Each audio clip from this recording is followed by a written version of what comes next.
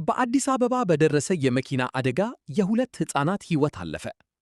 በኮልፌ ቀራኒዮ ክፍለ ከተማ ወረዳ 2 ልዩ ስሙ ሸገር ማዞሪያ አማኑኤል ቤተክርስቲያን አካባቢ ትላንት ሚያዝያ 30 ቀን 2018 ዓ.ም ከቀኑ 9:50 ላይ በደረሰ የትራፊክ አደጋ የጋራ ፉሪ አንደኛው ደረጃ ትምህርት ቤት ተማሪዎች የሆኑ ሁለት ሕፃናት ሕይወት ማለፉን የጋራ ፉሪ ቅድመ አንደኛና የመጀመሪያ ደረጃ ትምህርት ቤት ርዕሰ መምህር አቶ ውብሸት አዳሙ ለቲክቫህ ኢትዮጵያ ገለጹ።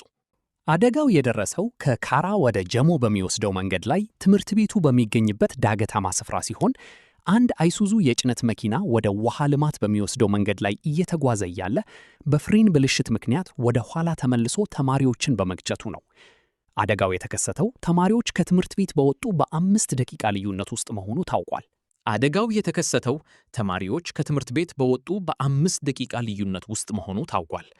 በዚህ አሳዛኝ አደጋ ሕይወታቸው ያለፈው መሱድ ነጃ እና አብዱል ሐፌዝ አንዋር የተባሉ የአንደኛና የሁለተኛ ክፍል ተማሪዎች ሲሆኑ ሁለቱም ሕፃናት በደረሰባቸው ከባድ ጉዳት ወዲያውኑ ሕይወታቸው ሊያልፍ ችሏል። በዚህ አሳዛኝ አደጋ ሕይወታቸው ያለፈው መሱድ ነጃ እና አብዱል ሐፊዝ አንዋር የተባሉ የአንደኛና የሁለተኛ ክፍል ተማሪዎች ሲሆኑ ሁለቱም ሕፃናት በደረሰባቸው ከባድ ጉዳት ወዲያውኑ ሕይወታቸው ሊያልፍ ችሏል።